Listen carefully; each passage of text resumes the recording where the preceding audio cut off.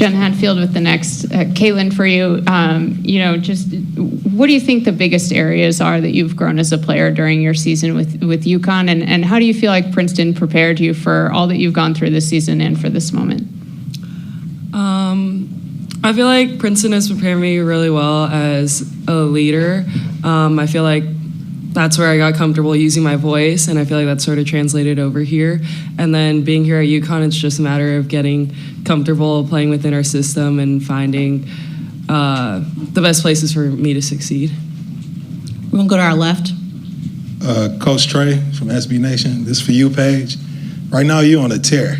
Like, you're going wild right now. In your mind, do you already feel like you're a pro going against college kids? No, not at all. Just being present here. I'm still in college. It being my 5th year. Obviously, I want to use my experience as an advantage and use that to help myself and to help the team. But definitely, just staying present here in college. We're going to stay to our right. Kareem, if you could raise your hand, I see you. We'll put you on the list. Hey, Paige, Kareem Copeland, Washington Post. How did you, obviously the championship is the goal, but how did you kind of want to approach this one more run in this tournament? And, like you just said, you've kind of really turned it up these last 3. So personally, how did you want to approach this tournament? Just approaching it as one game at a time, one practice at a time, one weight room session at a time, and not looking too forward into the future and going 40 minutes by 40 minutes.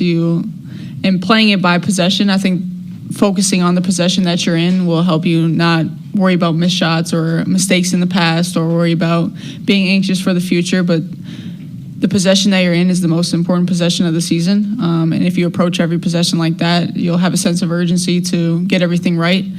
And just enjoying it, embracing it. Obviously, it's my last year. It's all of our last years here. So just to be able to enjoy being here together and enjoy the little things like hanging out, saunaing together, cold tubbing together, eating together, like all the little things that you sometimes take for granted.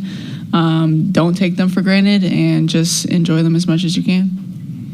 We'll stay to our right. Doug, please raise your hand. Doug Feinberg, the Associated Press. For all 3 of you, what challenges does UCLA present for you guys? Start? Yes, please. Obviously, Lauren Betts, the size, what she does offensively, defensively, protecting the paint, and being a force on offense, really carving out space for herself, but also what she does to get her teammates open looks with all the attention that she draws. And it's not just her. There's shooters sprayed around the outside, so you can't focus on too much on one thing.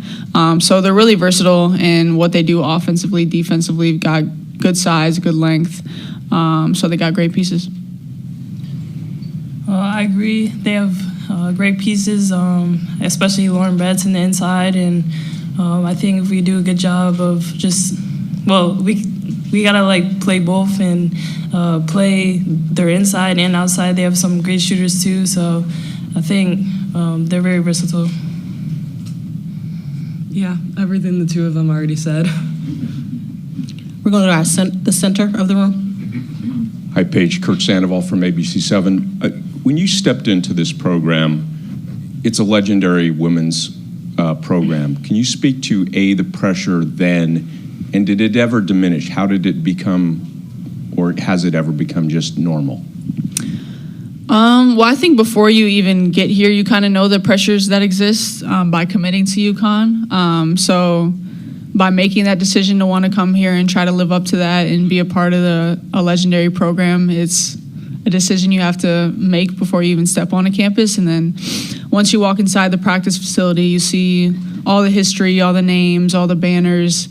It's just motivation, and obviously there's expectations here, and anything less than a national championship is really a disappointment. And as players, that's what you play for and what you want to live up to, and the expectations and the pressure. It's a privilege, and so we all look at it as such. And we're just extremely grateful to play here under the best coaching staff in the world and in the best program in the world. And we just wear the jersey with pride and want to live up to everything that the alums have done and that the coaching staff has done. Take our next question, Cassandra, then we'll come to Mel. Cassandra Negley with Yahoo Sports. Paige, when you were talking about not taking anything for granted, the saunas, the food, everything like that, how different is that from your first Final Four? Do you feel like you did take those final moments with some of those teammates for granted? I wouldn't say that. It's just that you don't even recognize how important they are to life and how you're not ever guaranteed to get back there again. And having experience being at the Final Four, how hard it is to get there and how hard it is to maintain consistency throughout a long entire season. So not that you take those things for granted, but you don't have the experience on how hard it is to get there. And so just learning throughout the whole journey of the seasons, the ups and downs, the ebbs and flows, just taking none of that for granted because it's all a part of that season's journey. So I would just say a more appreciation of it. Mel. Mel Greenberg for Kaitlyn. When most people are transferring out the door right now, it's contentious. The Ivies, it's the other way. They tell you you're done, good luck. So it's going to be a more friendly departure, given who your coach is. And also, we found it interesting the other night that you did the same role that she did in '95 as sort of a lifesaver in a key spot. But in leaving, did she kind of, granted he's an older guy now, give you the book of UConn or whatever, whatever you can share on that when you were making your decision? She was definitely a very helpful resource as someone who played here and knows the coaches very well. But I just know that she had my best interest in mind, and she's someone who I trust tremendously, and someone who helped me make this decision for sure. We're going to go to our left in the gray. If you could raise your hand. Yep, dead center. I'm Mike Anthony from Hurston, Connecticut for Paige. Paige, I know that this sport isn't easy on one's body. In your 5 years at UConn, what have you learned about taking care of your body? I wonder if you could just speak to how any body transformation you've seen in 5 years. I know you take more seriously strength and conditioning and nutrition, and just a lot goes into that, I understand. Yeah, I would say the importance of eating, getting all 3 meals, of course, but also stuff in between, sleeping, how important that is for the body and rest and recovery, and making sure you're replenishing yourself with a good night's rest. Pilates has been a game changer for me in terms of getting all of my body parts to work together as one, everything surrounded by the core. So making sure my core is engaged, and even just activation. I was a person who just loved to tie their shoes and get on the court and play, but activating my muscles before participation.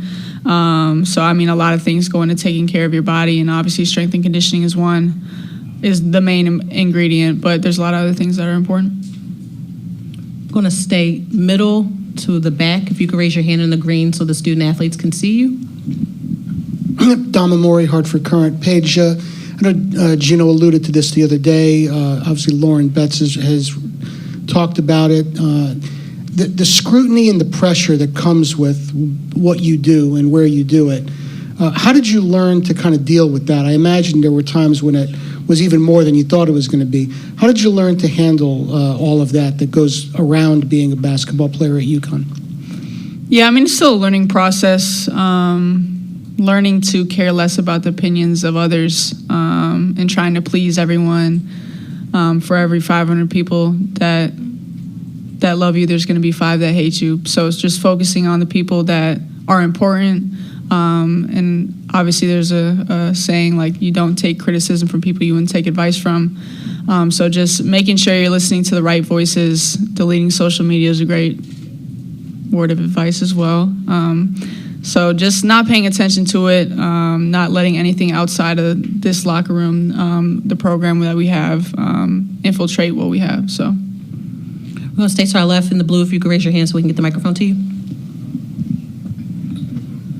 Chelsea Sherrod, SNY. Aubrey and Kaitlyn, this question's for you.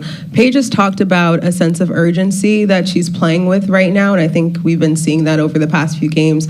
I wonder what that urgency looks like for the two of you and kind of how that shows up in your approach to the games. We can start with Aubrey.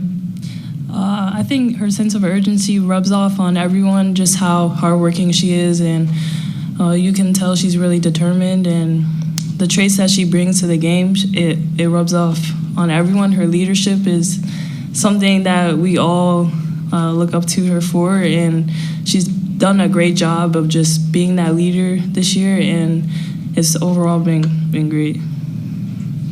Yeah. And I feel like when we see her sort of take it into like that next level, like turn the switch during games, it's pretty infectious. Like it's something you want to be a part of, and you see her giving her all, and so like you want to give your all as well.